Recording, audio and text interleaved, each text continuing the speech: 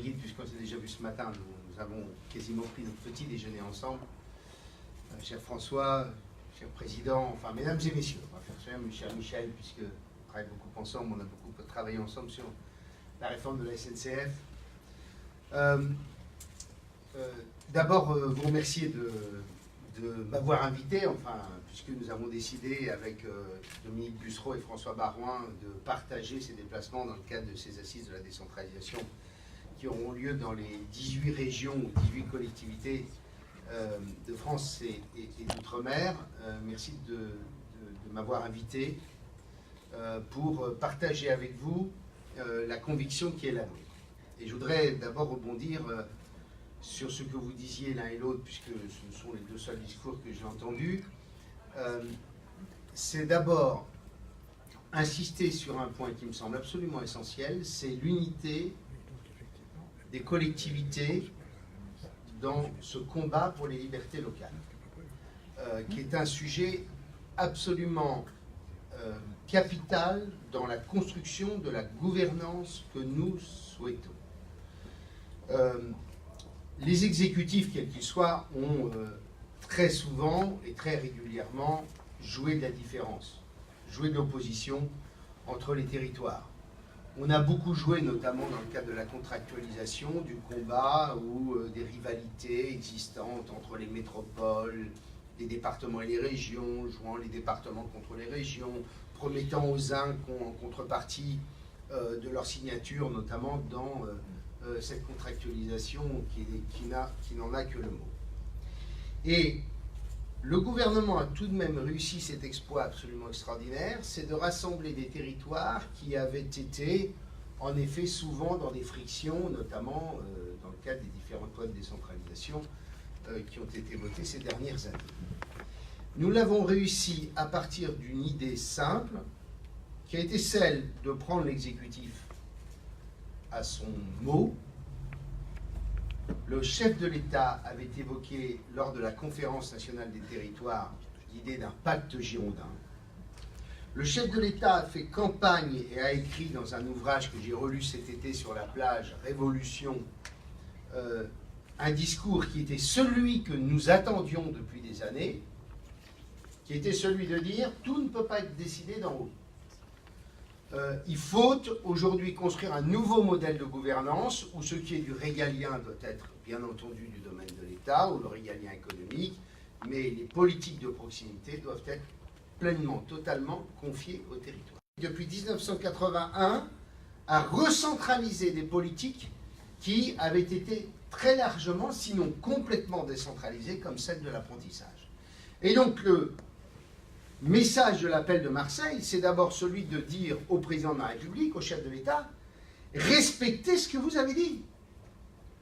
Faites en sorte que ce que vous avez déclaré à de multiples reprises durant la campagne présidentielle, ce que vous avez écrit dans un ouvrage, ce que vous avez évoqué lors du lancement de la conférence nationale des territoires au Sénat au mois de juillet, faites en sorte que cela soit mis en œuvre, non pas pour faire plaisir aux élus que nous sommes, mais parce qu'il en va de la logique d'une bonne gouvernance publique. C'est de cela dont on parle. Ce dont on parle, c'est comment a-t-on des pouvoirs efficaces pour réussir la transformation du pays. Comment a-t-on des pouvoirs efficaces pour faire en sorte que chaque politique soit adaptée au territoire dont on a la charge et dont on a la responsabilité. Oui, la Bourgogne-Franche-Comté n'a pas accès à la mer.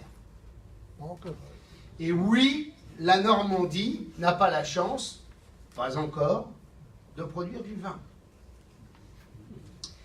Et ce qui veut dire, on commence à en faire pourtant, ce qui veut dire en clair que lorsqu'on parle du bouquet énergétique de la Bourgogne-Franche-Comté pour réussir la transition énergétique, ce bouquet énergétique, il n'est pas le même que la Normandie qui a 640 km de côte. Et quand on parle de politique agricole territoriale, il est évident qu'une terre d'élevage comme la Bourgogne-Franche-Comté n'a pas les mêmes problématiques que peut avoir la Normandie, dont une partie est dans le bassin parisien. C'est aussi simple que ça. C'est être efficace pour réussir la transformation du pays.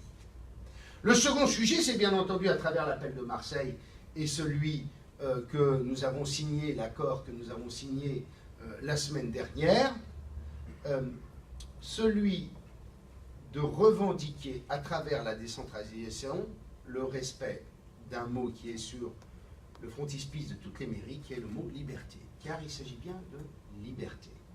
Il s'agit de liberté parce qu'il s'agit de démocratie, et je refuse, moi qui ai été parlementaire pendant 20 ans, de considérer que mon bulletin de vote, ou le bulletin de vote qui m'a amené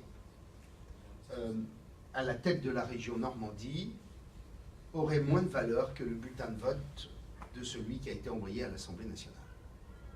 D'une part parce qu'en termes de participation, il y a eu plus de participation aux élections locales qu'il n'y en a eu aux élections législatives, sur des ressorts territoriaux qui sont quand même nettement plus significatifs que les quelques dizaines de milliers de personnes qui élisent un député.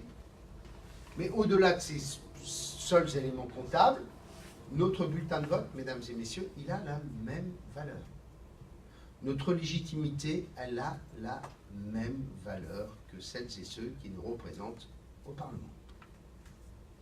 Et nous ne disons pas que nous valons plus, nous demandons simplement à ce que soit respectée l'expression du suffrage universel dans toutes ses composantes. Et derrière ça, il y a, mesdames et messieurs, quelque chose d'extrêmement simple, c'est la revendication de la technocratie et de mes camarades de l'ENA de reprendre la main sur quelque chose qu'ils n'ont jamais complètement accepté.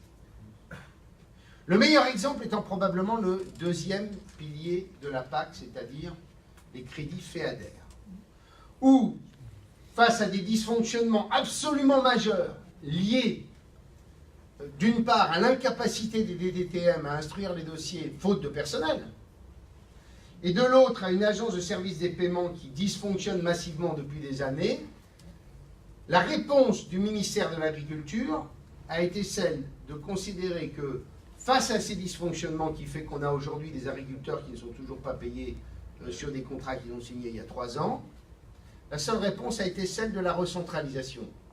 Non pas pour faire marcher le système, mais parce qu'au bout du compte, les YF du ministère de l'Agriculture n'ont jamais accepté que le deuxième pilier de la PAC soit transféré au territoire.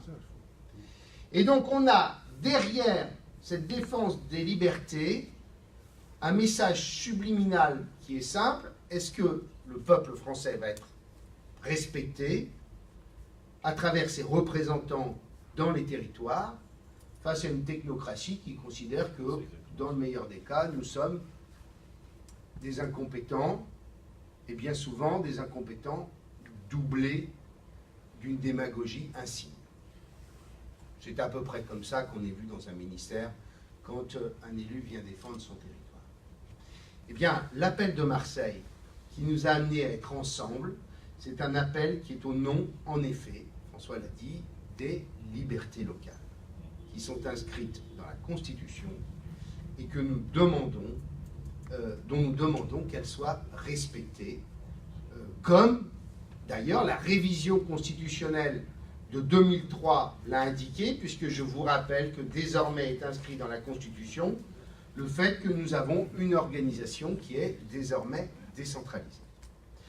Et donc on est bien sur cette question-là, qui est une question, j'allais dire, historique, traditionnelle, qui est le combat permanent entre le principe d'autorité et le principe de subsidiarité.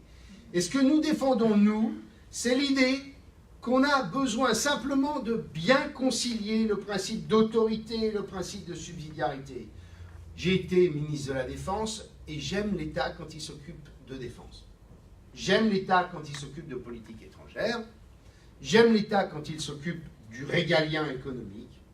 Et j'aime les territoires quand il s'agit de s'occuper de formation professionnelle, quand il s'agit de s'occuper d'aménagement du territoire, de solidarité territoriale, quand il s'agit de s'occuper des champs de compétences qui sont les nôtres, que sont les champs de proximité.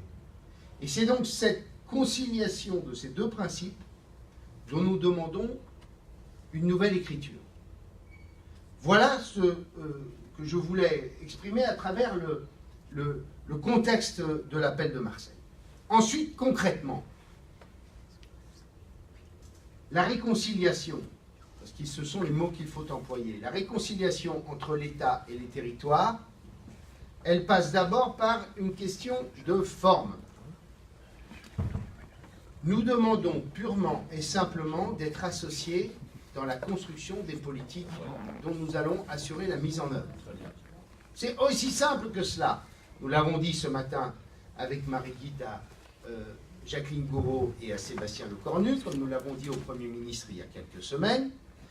Nous disons, quand il s'agit de politiques que nous allons pour l'essentiel mettre en œuvre, nous demandons à être associés.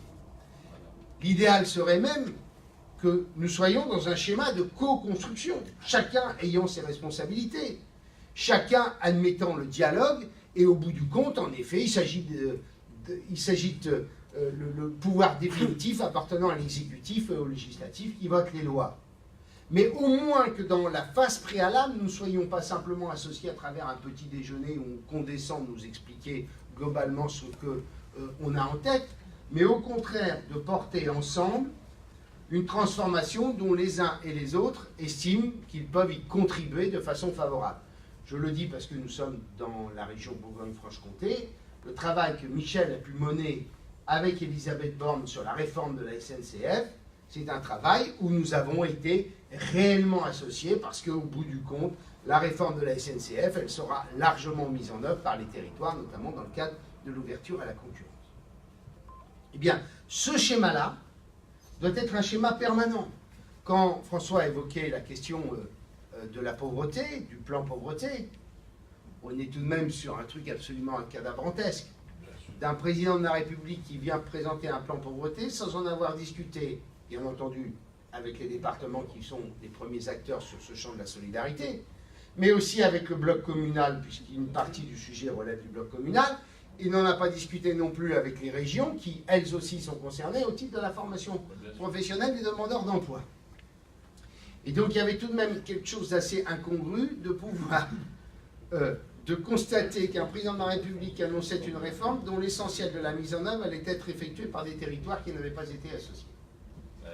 Et donc, ce que nous disons et ce que nous demandons à travers l'appel de Marseille et à travers l'Assemblée générale de l'ADF et que nous rappellerons lors du congrès de l'AMF, c'est soyons associés, partageons ensemble l'analyse, l'état des lieux, construisons des solutions.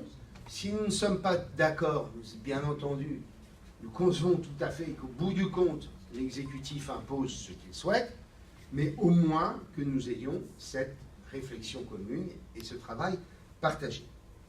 Le second sujet sur lequel nous demandons au gouvernement, au-delà du changement de méthode, mais le changement de méthode, c'est pas rien, mesdames et messieurs, parce que quand on parle de méthode, on parle du fond.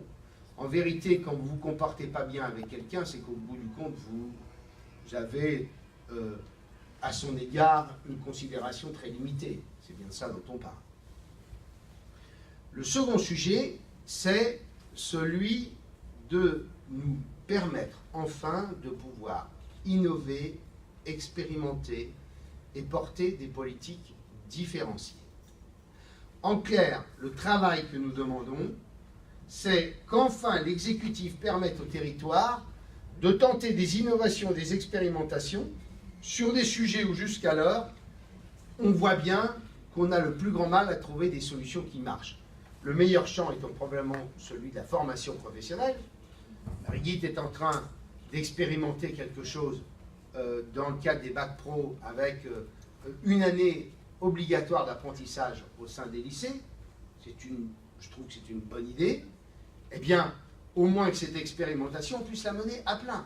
Je demande pour ma part de pouvoir prendre la main sur la politique de l'emploi parce qu'on ne peut pas continuer à avoir un système dans lequel on a autant d'acteurs et autant d'opérateurs sans avoir une gouvernance commune. Alain Rousset demande la même chose, François Bonneau demande la même chose. Tentons cette histoire. Renaud Muselier demande à prendre la main sur le grand port de Marseille parce qu'il faut enfin que nous sortions de ces grands ports d'État dont on voit bien qu'ils sont en train de reculer progressivement, contrairement à tous les grands ports hanséatiques qui sont tous gérés par des collectivités et donc dans des mécanismes réactifs. Tentons des choses et permettons, à travers l'expérimentation, de lancer des transformations dans tout le pays quand l'expérimentation aura démontré son efficacité. Et ce que nous disons au gouvernement depuis déjà plus de 18 mois, laissez-nous expérimenter des modèles nouveaux qui seront source de transformation. Et permettez-nous ensuite, dans le cadre de la révision constitutionnelle, si elle va jusqu'au bout, de pouvoir porter des différenciations. Des différenciations dans les compétences entre les territoires et des différenciations dans les organisations. Ce qui va se faire dans la région Grand Est, c'est un modèle qui a été pensé entre les élus, où 2 départements et une région se sont accordés sur un nouveau mécanisme. C'est ce qui existe dans les territoires ultramarins. Je rentre d'une tournée aux Antilles où j'ai pu constater que chaque territoire avait son organisation. Eh bien, ce qui est valable pour les territoires ultramarins, ce qui est désormais valable pour la région Grand Est, doit être valable sur l'ensemble du territoire national. On doit pouvoir bâtir des modèles d'organisation différents.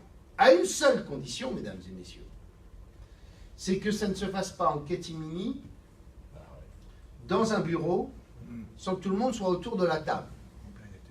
Je prends l'exemple de la question métropolitaine, puisque Dijon est une métropole, mais j'ai la mienne aussi à Rouen, qui sont en vérité des métropoles par la loi. Bon, je ne vais pas aborder ce sujet pour me fâcher avec personne, mais au bout du compte, on ne peut pas avoir des modèles qu'on bâtirait sans que tout le monde soit associé à la construction du nouveau modèle. Très bien. Nous le revendiquons au titre de l'AMF, comme au titre de l'ADF, comme au titre des régions de France. Nous disons simplement, on ne peut pas mettre les 6 présidents, les 8 présidents des métropoles à l'Élysée 2 fois par an et dire on va bâtir un schéma sans associer ni les régions, ni les départements, ni le bloc communal complètement. Et donc on doit bâtir des modèles différenciés dans l'organisation et la gouvernance dans un schéma qui soit complètement ouvert, sinon on crée les incompréhensions et les blocages qui fait qu'au bout du compte on n'y arrive pas. Ça c'est le deuxième message que nous souhaitons faire passer.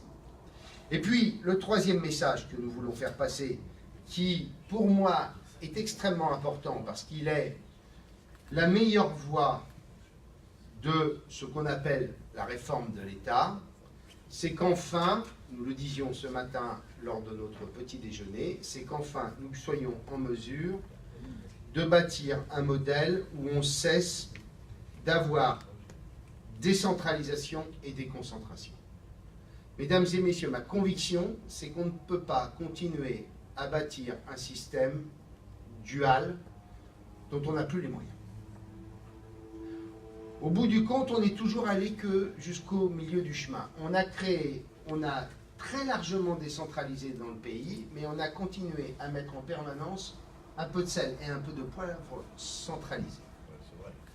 Et on continue à avoir des administrations déconcentrées qui sont aujourd'hui dépourvues de beaucoup de moyens, puisque toutes les RGPP successives ont décapité les administrations déconcentrées de l'État. Souvenez-vous, pour les plus anciens dont je fais partie, de ce qu'étaient les DDA il y a 30 ans, et regardez ce que sont devenus les DDTM aujourd'hui. Je disais au président de la République, comment peut-on penser un seul instant confier le deuxième pilier de la PAC à des administrations qui n'en ont plus les moyens humains. Et donc on a besoin aujourd'hui de faire le clair sur cette question. Il y a des compétences qui doivent être confiées au territoire, elles doivent être totalement, pleinement et complètement confiées au territoire. Et il y a des compétences qui doivent bien entendu rester dans les mains de l'État, et l'État doit les exercer seul. Et là, on est dans un modèle où on continue à préserver des bouts d'administration déconcentrés sur des compétences qui sont complètement dans les mains des collectivités. Je prends un exemple régional. Ce qu'a fait l'État cette année en décidant de supprimer les services éco dans les directs, c'est une très bonne idée. Mais on voit bien à quel point il y avait une valeur ajoutée, et ce n'est pas les collaborateurs que je vise dans cette histoire, mais je vise l'organisation. On voit à quel point il y avait une valeur ajoutée considérable parce que tout en supprimant ces services, aucune région n'est amenée à embaucher du monde en plus. Posez-vous la question. Parce qu'en réalité, nous avons déjà des services complets en charge du soutien à l'économie et aux entreprises. Et ce qui est fait sur l'économie, on doit le faire sujet après sujet. Je vais prendre différents exemples. François Sauvadet a évoqué tout à l'heure les MNA. Je ne sais pas quelle est la position des départements de France, mais mon sentiment de responsable politique, c'est qu'il serait bon que ce qui concerne la lutte contre l'immigration et ce qui concerne l'immigration soit géré totalement, pleinement et complètement par l'État. Et que la question des mineurs non accompagnés ne soit pas vécue comme l'aide à l'enfance en difficulté, parce qu'en vérité, ce sont deux sujets différents. Je considère par ailleurs que sur le handicap, autre compétence largement partagée entre l'État et les départements, il serait bon qu'enfin, on considère tout simplement que l'État, sur cette question, doit passer la main au département, fixer une ambition nationale, en effet, des lois qui imposent toute une série d'objectifs, de transformations dont on a besoin, mais dont la mise en œuvre, département par département, soit effectuée par les territoires. Aujourd'hui, si on répond aussi mal à la question du handicap, c'est parce qu'on est sur un sujet où on n'est jamais dans la même foulée. Quand les départements avaient un peu d'argent et voulaient ouvrir de nouvelles structures où il y avait des cofinancements avec l'État, il fallait attendre des années avant que l'État ne trouve les moyens de déléguer des crédits sur cette question. Et quand l'État était prêt à faire un geste sur cette question, les départements ne s'y retrouvaient pas. Eh bien moi, je trouve qu'il serait bon que sur des sujets comme ceux-là, on en tire les conséquences et que sur le handicap, où on a tant à faire, eh bien qu'on laisse totalement la main sur les départements. Je prends un troisième exemple, la politique du logement. Est-ce qu'on peut avoir une politique du logement qui est décidée dans un bureau à Paris? Est-ce que le logement doit être traité de la même façon quand on est dans la Nièvre et quand on est à Dijon? Est-ce qu'on peut considérer aussi qu'il y a un avenir pour l'habitat et le logement quand on est en zone rurale et que la suppression de tous les mécanismes fiscaux amène à ce qu'il n'y ait plus une seule maison, c'est comme ça que ça se passe en Normandie, j'imagine que ça doit être pareil chez vous, dans des zones rurales où pourtant il y avait encore de la construction, mais où ces constructions ne trouvent plus, où il n'y a plus aucun investisseur pour le faire, uniquement parce que les différents mécanismes fiscaux ont été supprimés dans les zones non tendues. J'ai été maire d'une commune où, quand vous construisiez une maison, vous trouviez à la louer dans les 8 jours au maximum, mais comme je suis sorti des zonages Pinel, il n'y a plus aucune maison bâtie par un propriétaire qui décide de placer pour faire de la location. Et que sur ces questions-là, on devrait avoir un dialogue entre départements et agglomérations et EPCI sur la construction d'une politique du logement qui serait nettement plus efficace et qui s'adapterait à des territoires qui ont des particularités et des spécificités. Bref, je pourrais développer ça sur nombre de sujets, mais il me semble que nous devrions être porteurs à travers ces assises de la décentralisation, puisqu'au bout du compte, ce dont on parle, c'est l'écriture d'un nouveau schéma d'organisation publique. Nous devrions avoir, en effet, dans nos propositions, une nouvelle répartition des compétences, non pas forcément entre les collectivités, où il y a probablement des petits ajustements à faire, mais surtout une répartition des rôles entre l'État et les territoires, sujet après sujet, pour mettre fin à ce double pilotage qui est coûteux, qui est source de complexité et qui est source, au bout du compte, d'impuissance. Donc, mesdames et messieurs, à travers ces assises de la décentralisation et la contribution des élus de l'ensemble de la région Bourgogne-Franche-Comté et tout territoire confondu, on a un seul objectif au bout du compte. C'est